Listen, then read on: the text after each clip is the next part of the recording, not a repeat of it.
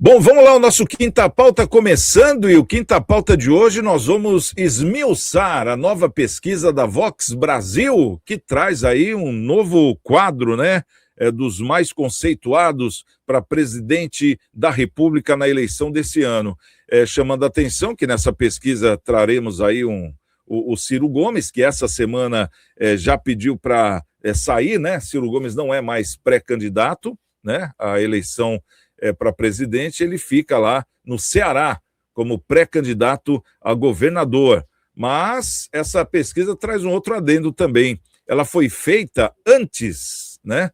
Antes desse escândalo aí de Flávio Bolsonaro na questão do Banco Master, né? De ter recebido dinheiro de Daniel Vorcaro para o filme do pai Bolsonaro, que foi até um tema que imperou praticamente no programa todo de hoje. Inclusive, nós temos aqui a nossa enquete também, para você poder votar, que é justamente uma enquete sobre esse tema, né? Na sua opinião, o caso do filme de Bolsonaro precisa ser totalmente esclarecido, sim ou não? Já vai nos comentários aí e deixe o seu sim ou não, e pode comentar também, que é muito importante o seu comentário, para a gente saber como é que você está pensando quanto a essa questão. Tá certo? Bom, vamos lá então, nosso Quinta Pauta, vamos trazer essa notícia.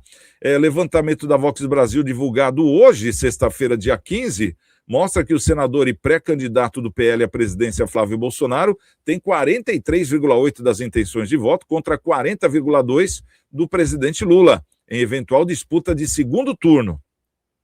A Vox Populi perguntou sobre 4 cenários de segundo turno com Lula contra Flávio Bolsonaro, Romeu Zema, Ronaldo Caiado e Renan Santos.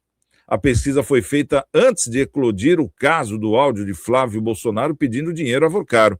A pesquisa entrevistou 2.100 pessoas de 9 a 12 de maio e a margem de erro é de 2,15 para mais ou para menos. E o grau de confiança do levantamento é de 95%.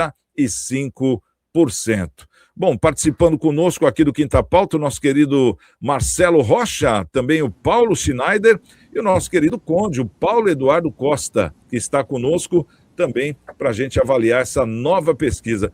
Já vamos começar aqui com o nosso homem dos números, Marcelinho. Marcelo Rocha, vamos trazer primeiro aqui os números para a gente poder entender um pouco mais aí sobre essa pesquisa, né? Temos aqui a tabulação dela no segundo turno. Nós falamos do segundo turno. Vamos lá, vai. Segundo turno primeiro. Vamos trazer como é que ela está. Num cenário aqui de segundo turno, Flávio Bolsonaro aparece com 43,8% e o Lula com 40,2%. Temos aqui também um quadro entre Lula e Renan Santos. Lula 44,4%, Renan 26,2%. Lula e Romeu Zema aparece aqui 43,1% contra 34,3% do Romeu Zema. O Zema apareceu na frente do Caiado nessa aqui, né? O Lula, aqui no segundo turno, com o Caiado, ele leva vantagem com 42,9% contra 32,5%. Bom, a gente já tirou aqui o Ciro Gomes, né? Porque ele não está, ele saiu fora. Ele estava bem colocado, bem posicionado. A gente vai ver também aqui esse outro cenário. Vamos tirar esse da tela. Vamos colocar o cenário geral, né? O cenário geral é o que é a pesquisa hoje no primeiro turno. Vamos lá. Primeiro turno fica assim a pesquisa. Flávio Bolsonaro aparece em primeiro com 36,5%, Lula com 34,3% em segundo. Em terceiro, olha aqui, o Ciro Gomes, ele estava já com 5,1%. Em quarto lugar, o Ronaldo Caiado, na frente do Zema, com 4,1%, e o Zema com 2,9%. Em quinto lugar, o Renan Santos vem em sexto com 1,3%, Augusto Cury, sétimo, com 1,2%, o Cabo Daciolo, em oitavo, com 0,4%, em nono, Aldo Rebelo, com 0,2%. Nenhum voto branco ou nulo, 5,5%, e não sabe, 8,5%. A gente vê aqui que o Zema, quer dizer, também teve essa outra atitude do Zema, né? Quanto à questão do Flávio Bolsonaro, a gente não sabe o quanto isso pode refletir na próxima pesquisa, já na semana que vem. Agora, já a gente pode tirar uma conclusão aí, pelo menos uma prévia, né, Marcelinho? Dar um arriscômetro. Como é que você vê essa pesquisa antes do escândalo? A pergunta que não quer calar é se vai atingir ou não, de forma abrupta, o Flávio Bolsonaro, e quem que subiria na ascensão para pegar os votos que ficariam livres, supostamente, do Flávio. Como é que você vê esse panorama, Marcelo?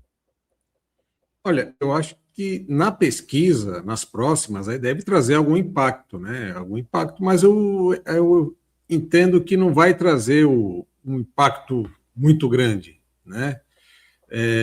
Quem é Lula vai ser Lula, não vai mudar. Quem é Bolsonaro, também não vai mudar, né?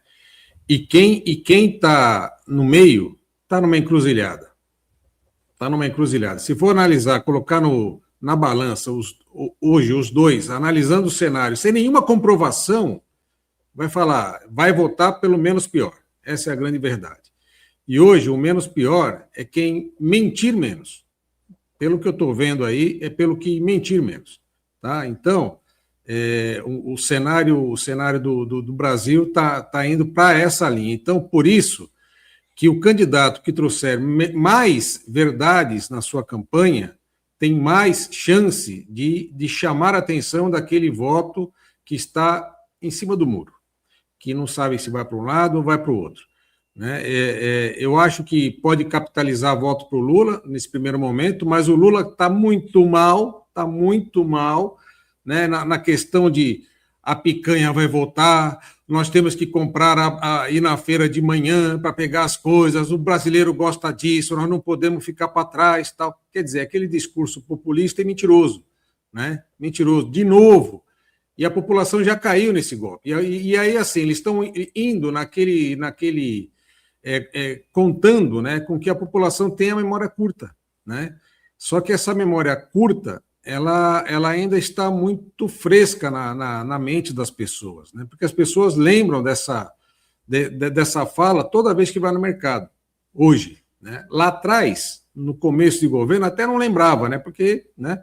Mas agora lembra, e lembra com bastante energia, né? E vai começar a lembrar mais, vai chegar a conta de luz mais potencializada, vai estar vindo mais aumento por aí e tal. Então, assim, existe um certo desespero para quem está no governo em tentar controlar o aumento de preço a todo custo, só que não tem jeito. Quando você controla, diminui a carga de preço para um lado, você tem que repor do outro. E quando você repõe do outro, volta para onde você tirou o preço, diminuiu o preço, porque ele volta por tabela, né?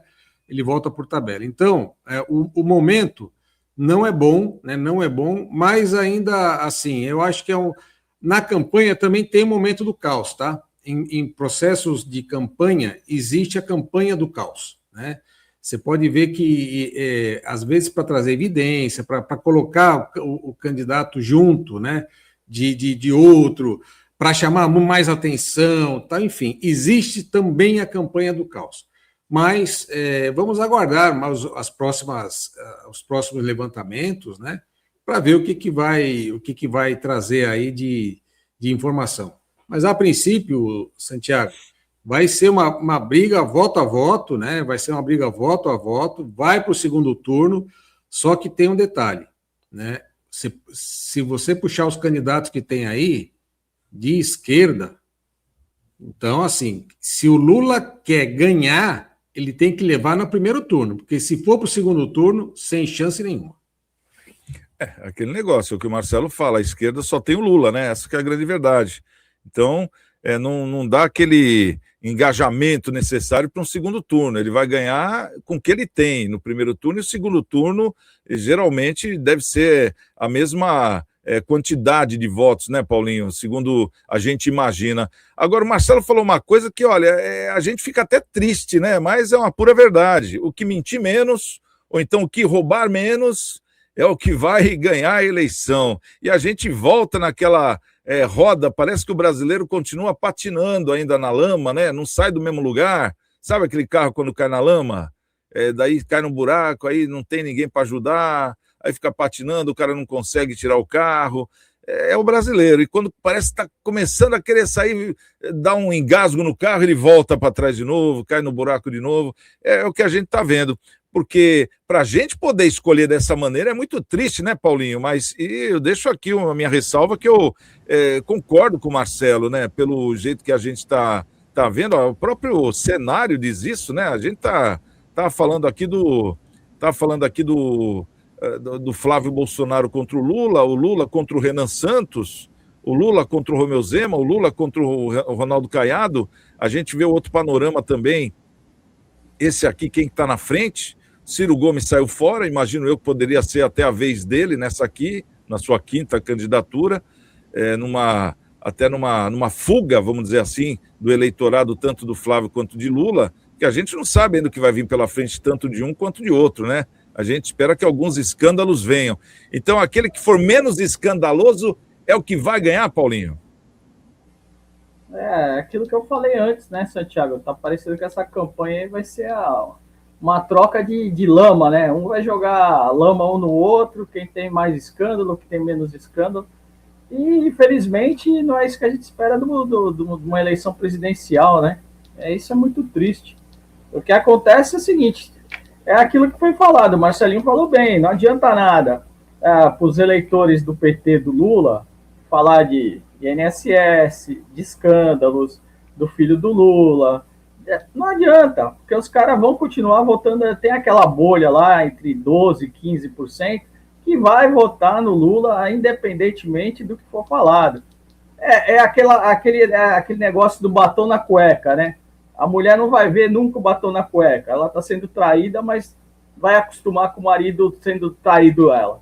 E a mesma coisa do lado bolsonarista. Quem é bolsonarista raiz, tem aqueles 12% a 15%, e não adianta nada. Você pode vir falar desse escândalo aí do Flávio, pode até aparecer outros ou coisa parecida, que também o pessoal vai fechar as orelhas, botar a mãozinha nos olhos e vai colocar lá e vai votar 22, Flávio, e vamos que vamos, e tá tudo bem. Isso é muito triste, cara. Isso aí é o que eu estou falando.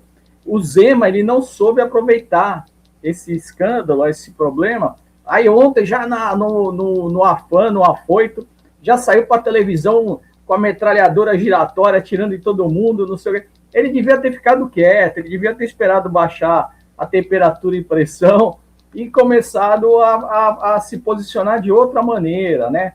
Porque quem é eleitor raiz, por exemplo, do Bolsonaro, não vai migrar para a candidatura do Zema. O Zema, quem administra a candidatura do Zema, o pessoal está muito mal enganado, não estuda a política. E a mesma coisa do pessoal de esquerda, quem é lulista raiz, não vai migrar nunca para a candidatura do Zema. Então o Zema tinha que se posicionar de outra maneira, né? O Zema tá meio que batendo em todo mundo, tá sendo meio Rock Balboa, né? Tá apanhando, levantando, não sei o quê. Mas eu acho que não é por aí. Eu acho que o Zema tá batendo no STF, batendo no Lula, batendo no Flávio, batendo em todo mundo, no Congresso Nacional, no Senado. Não é por aí. Eu acho que o Zema tinha que ter uma outra posição. Até porque, que nem eu falei ontem, né? O cara é mineiro, pô, ele devia aprender com as raízes dele, né? Mineirinho, comer pelas beiradas, esperar essa efervescência política aí dar uma sentada, aí sim ele vir com tudo para cima. Mas vai ser no mínimo vai ser esquisita essas eleições, Santiago. Vai ser muito podre aí jogado um na cara do outro, essa que é a realidade. Ô, Paulinho, a pergunta que não pode faltar, essa aqui, ó, o escândalo fortalece ou enfraquece o Flávio Bolsonaro, na sua opinião? Porque a esquerda está em briga, né? Tem uma guerra aí na esquerda, né? A gente não pode deixar de falar isso também. Existe uma guerra interna, isso aí já foi exposto várias vezes, já foi tema do programa vários dias, né? Não adianta a gente tapar o sol com a peneira, e a gente até fala, a direita tem que se endireitar, né? Não pode ficar brigando. Agora, juntando as duas coisas, essa divisão interna e esse escândalo, você acha que isso aí fortalece ou enfraquece o Flávio Bolsonaro na campanha? Com certeza enfraquece, né? Não tenha nem dúvida disso. Né? Aquilo, ontem à noite o Valdemar da Costa Neto, essa possibilidade que o doutor Cassioni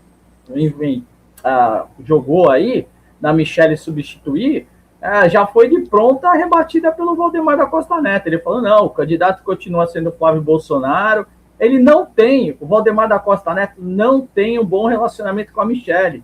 Não adianta, ele não vai colocar a Michelle no PL, entendeu? Mesmo tendo o Jair Bolsonaro como cacique, como a figura, né, central do PL, mas o Valdemar da Costa Neto, que é o dono da quitanda, não vai colocar a Michelle lá. Então a Michelle ou procura uma nova legenda ou alguma coisa assim, porque não vai ser lançada ela como candidata do PL. Até o momento. Né? A gente sabe muito bem como é que funciona em política. Ontem à noite, às 8 horas da noite, o Valdemar da Costa Neto estava batendo o pé dizendo que não era Michelle. A gente pode ter uma nova surpresa na segunda-feira. Ele abraçado e beijando a Michelle, dizendo que ela é a candidata ideal da direita para concorrer às eleições. Então, tudo muda, né? No Brasil, tudo é cíclico. Então, vamos lá, vamos ver o que vai acontecer. Mas, com certeza, enfraquece. Sai bem enfraquecida a direita.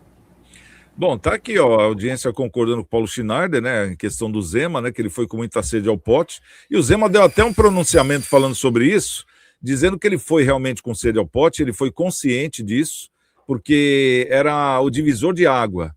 Ou ele continuaria ligado ao bolsonarismo, e ele ia ter que responder ao Bolsonaro, né, no caso ao bolsonarismo, não ia ter a sua evidência, ou ele ali seria a oportunidade de ele justamente se desfigurar, né? Sair com essa imagem de bolsonarista e ter a imagem de direita, né? A direita razão, vamos dizer assim, o cara que não tem o rabo preso. Tanto que ele é o único que bate em todo mundo lá, no STF, e realmente não tem o rabo preso. O Eduardo Bolsonaro... Mas, Santiago, mas a bolha bolsonarista, que nem eu falei aqui, a bolha bolsonarista não vai votar no Zema, independentemente do que o Flávio Bolsonaro fizer. É a mesma coisa da bolha petista. Independentemente do que o Lula fizer, dos crimes que forem aparecer, ou coisa parecida, não vai deixar de votar no Lula. Então, o Zema, eu acho assim, minha visão particular, quem está administrando a campanha do Lula, do Zema, errou muito nesse aspecto. Se o Zema estava querendo pegar esse eleitorado bolsonarista mais raiz, com essas declarações mais ásperas, ele deu um tiro no pé. Eu penso assim, eu acho que quem administra a campanha dele tem que pensar 2 vezes antes de fazer esse tipo de coisa. Esses pronunciamentos aí no afã das coisas, eu acho que não é bem assim, não. A política não funciona bem desse jeito, não. Acho que o Zema está precipitado. Bom, vamos saber aqui a opinião do nosso querido Conde, o Paulo Eduardo Costa. Paulo, a gente trouxe aqui... enquanto você fala, a gente vai trazer aqui mais uma vez esse panorama, né? Do primeiro e do segundo turno, né? Como é que está aí a eleição, né? Pelo menos o que pensa o brasileiro, mas a gente não vê grandes mudanças. Por exemplo, o Augusto Cury, muita gente fala, nossa, esse cara é bom, rapaz, esse cara, olha, se ele pudesse ser o presidente do Brasil, eu ia ficar muito feliz. Mas, ao mesmo tempo, a gente não vê as pessoas falando que vai votar no Augusto Cury, por exemplo, né? Falar, não, eu vou escolher entre Lula ou Bolsonaro. Ou para não deixar o Bolsonaro entrar, no caso o Flávio, ou para não deixar o Lula entrar. É isso que a gente está vendo aqui, essa grande briga aí da direita com a esquerda, que, sabe, eu acho que não vai levar nada a lugar nenhum, né? Porque o Brasil vai continuar dividido, se o Lula for reeleito, continua dividido, se o Flávio for eleito, vai continuar dividido, e as coisas parece que não vão andando. E ali a gente vê nomes aí como o próprio Ronaldo Caiado, o próprio Romeu Zema, são pessoas, o mais velho ali é o Caiado nessa questão política, né? O Renan Santos, que é do novo partido lá, o Missão, eu imagino que o Kataguiri é que deveria vir no lugar dele, né? E não o Renan, mas parece que ele não tem idade suficiente, aqueles outros critérios que a gente sabe. Bom, tem aqui o Augusto Cury, que eu acabei de falar, o Cabo Daciolo, o pessoal que fala tanto em segurança, o Aldo Rabelo, enfim, esses aí parece que nesse panorama que a gente está vendo, eles não vão ter chance, né? É só Flávio e Lula, o Conde. Triste isso, não é? Não, fala a verdade, não é triste. Eu vou chegar até mais perto aqui para falar com vocês. É muito triste ver a política brasileira, Marcelo Rocha, Paulo Schneider, Santiago e doutor Cassione, que deve estar nos assistindo da sua casa lá por problemas técnicos, mas a política brasileira está muito rasteira, não está, não? Fala a verdade, Paulinho, não está rasteira a política? Tá pobre, né? Tá pobre de personagem. Eles estão dando rasteira na gente, isso sim, viu? Então, não, na verdade... Tá pobre de personagens, é verdade. Na verdade, sabe o que acontece, gente? A gente não está aqui preocupado. Primeiro, o bolsonarismo criou um movimento de fanatismo tão grande, tão obcecado, que quem é bolsonarista não escuta mais nada. O bolsonarista, de maneira geral, ele é cego, ele é surdo, ele é mudo, ele vota no Bolsonaro, e se o Bolsonaro falar para ele votar no marciano, ele vai votar no marciano. Então isso já criou uma situação completamente diferente do que a gente vê em termos de política na América do Sul. É uma coisa engraçada, eu viajo muito ao redor do mundo, mas na América do Sul especificamente, os povos, Marcelo, são muito mais politizados do que nós. Eu lembro que na Argentina, quando aumentaram lá a passagem do ônibus em 20 centavos de peso, que é quase nada, a nação inteira parou, eles estão muito ligados, mas sem fanatismo. Aqui no Brasil, a gente caiu na esparrela de achar que a política é como time de futebol. Um torce para o Santos, outro torce para o Corinthians. Portanto, mesmo que o Santos esteja ruim, eu continuo torcendo, que é o que acontece na política brasileira. A gente se empobreceu tão grandemente com a política, por isso que eu estou tão pertinho aqui, justamente para dizer que nós não temos opções. São sempre os mesmos nomes, são sempre as mesmas pessoas, são sempre os mesmos políticos, ou filhos de políticos, ou neto de político, ou primo de político. Aí na eleição a gente vê a polarização está entre direita e esquerda, que eu já disse aqui, eu acho uma idiotice, com todo respeito. Um avião para voar precisa da asa direita, da asa esquerda, e um governo para navegar bem num país precisa das duas asas, com opiniões conflitantes ou não, mas é importante termos a direita e a esquerda não antagônicas, mas pensando em prol de um objetivo maior, que é o Brasil. Renan Santos, Augusto Cury e o Cabo Daciolo, nessa pesquisa, aqui do lado, são os únicos que são, assim, digamos, mais novos, porque o resto é sempre os mesmos nomes, é sempre a mesma história. É mais ou menos como essa candidatura do Haddad ao governo de São Paulo. O Haddad, depois que foi prefeito de São Paulo, até que foi um razoável prefeito, eu lembro bem, ele não ganhou mais nada em São Paulo, mais nada.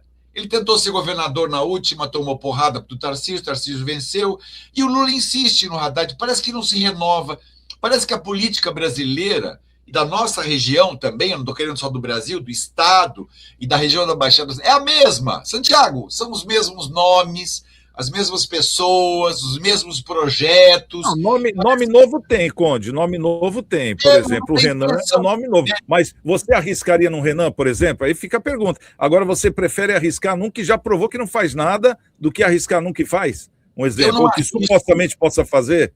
É aí que tá a curva da coisa, né? Não, eu não arrisco. Eu, quando escolho, veja bem, quando eu vou no médico, por exemplo, eu estou com problema na cabeça, eu vou num neurologista, eu vou escolher o melhor neurologista, eu vou buscar o mais competente. O meu dente não está bem, eu vou no melhor dentista, porque eu quero ser bem tratado. Ora, por que eu não analiso o político pelo melhor político?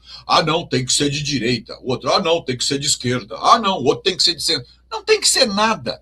Nós queremos alguém no comando do país que tenha pelo menos uma condição política mínima, porque o cara não vai governar sozinho, ele tem que ter base, tem que ter ministro, tem que ter infraestrutura, tem que ter uma boa relação com o Congresso, com o Senado, né?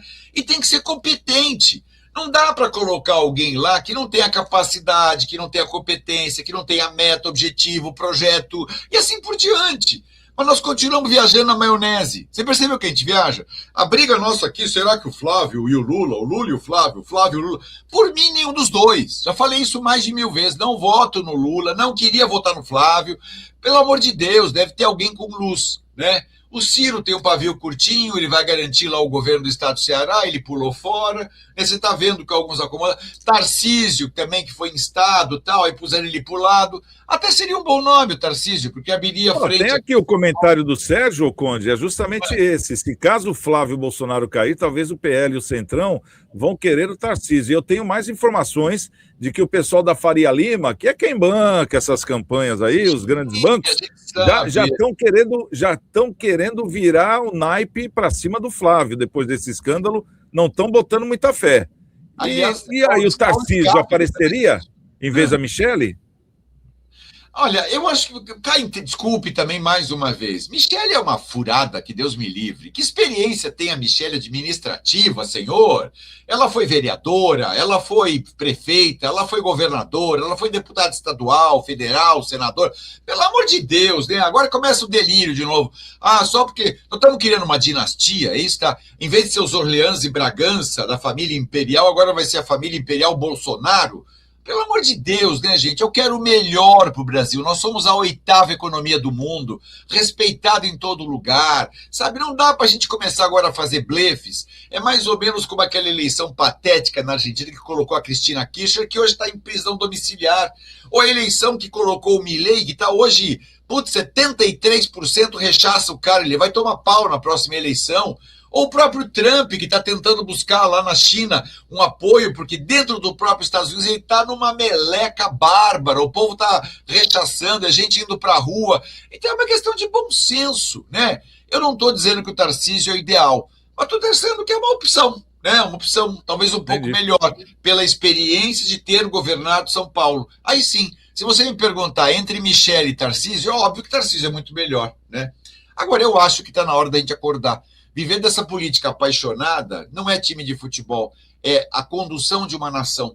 E da capacidade e competência desse cara que vai liderar é o sucesso do Brasil ou o fracasso. Nós precisamos de um país pujante, crescente, grande, que corrija todos esses erros, porque tem muito erro no Brasil que precisa ser corrigido. Precisamos de alguém com coragem, precisamos de alguém como Marcelo Rocha ou como Paulinho Schneider para assumir uma liderança dessa nação, porque está na hora de a gente acordar e mudar as caras das pessoas, sabe? Está na hora de ter isso aqui transparente, Santiago. E você é um grande nome, viu, Santiago? Você é um cara coerente, lógico, combativo, e a gente tem que começar a colocar essa gente no poder. Não dá para ser sempre as mesmas coisas. Parece que está sempre o mesmo capítulo da novela. Não dá para encarar isso com naturalidade. Está na hora de mudar e eu acho que a gente tem que começar a pensar um pouquinho mais amplo, mais macro.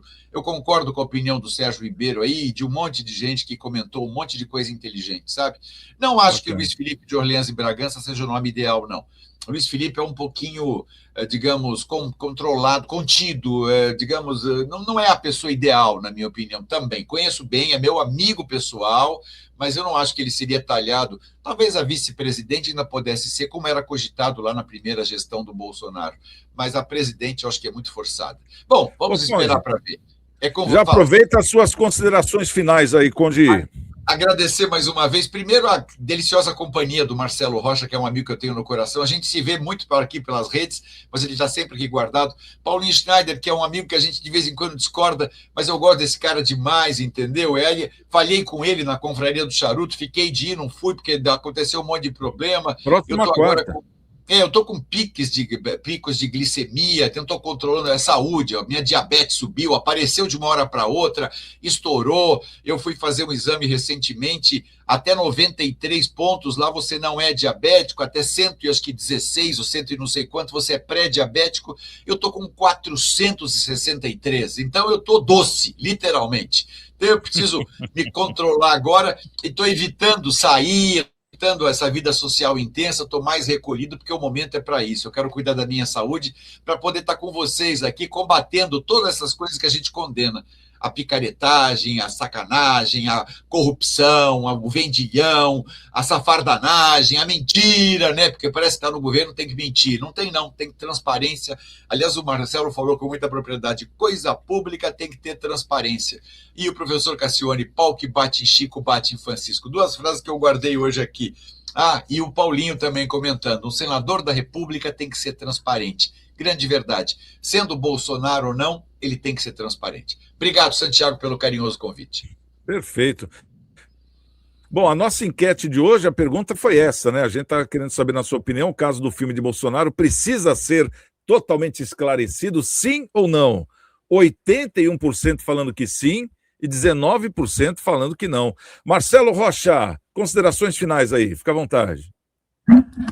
Olha, muita água vai rolar debaixo dessa ponte. Um prazer estar aqui com meus irmãos de coração. Paulo, se cuida, hein? Se cuida, não abusa, porque isso aí é sério, viu? É sério. É silenciosa a doença, né? Uma doença silenciosa. Um prazer estar aqui com você, com o Paulinho Schneider, com o Santiagão, com o doutor Vicente Cassione, que saiu um pouquinho mais cedo, e com a nossa querida, amada, estimada audiência. Um bom final de semana a todos, que curtam com bastante harmonia, com paz e com toda a família. Ficam com Deus. O doutor Vicente Cassione, ele saiu mais cedo porque caiu, né, a internet dele, né? Ele estava com problema de entrar, mas mesmo assim se esforçou, conseguiu fazer lá uma gambiarra, conseguiu entrar, conseguiu participar do programa, mas depois realmente caiu a internet de vez. Paulo Schneider, considerações finais, Paulinho? Bom, boa tarde a todos, né? Foi um prazer aí estar no programa aí com vocês, conversando mais uma vez democraticamente, né? O contraditório eu acho que tem que existir, a gente tem que... A democracia, que nem eu já falei uma vez, eu sempre falo nas minhas redes sociais, que democracia é a arte de você viver bem com o contraditório, né? Então, se você é um cara democrata, você tem que escutar muitas vezes pessoas que têm opiniões diversas da sua, porque isso faz parte até do seu crescimento, né? Muitas vezes você não é o dono da razão, muitas vezes você pode até mudar sua opinião, né? Aquela pessoa vem com uma argumentação mais forte e você realmente vê que você estava errado. Isso que é o ser humano tem que fazer, né? Tem que ver quando está certo ou quando está errado e mudar o rumo da sua vida, das suas questões pessoais, das suas questões profissionais. Mas obrigado aí, Santiago, de novo pelo convite. Paulo Eduardo, muita saúde aí para você, cara. A gente até estava comentando lá, achei que você ia mesmo, mas eu não sabia desse problema seu de saúde. Meu, toma cuidado que isso aí é perigoso mesmo, viu? Eu tinha o meu sócio aqui, teve problema de pressão alta também, que o Marcelinho falou. Não sentia nada, foi fazer um exame de rotina, estava com a pressão também super alta, nem dor de cabeça tinha, nem nada. E glicemia aí, a gente tem que tomar muito cuidado, que isso aí é perigosíssimo. Perfeito. Bom, então, nossa audiência, obrigado pelo carinho. Você que está sempre conosco, deixando comentário, participando da pesquisa, deixando o like. Caso não deixou, ainda dá tempo também. A gente agradece de coração. A gente volta segunda-feira, às 11h45 da manhã, com mais um Cidades em Debate. Ótimo final de semana a todos. Estamos com Deus. E segunda, quem chegar primeiro, espera o outro. Até lá.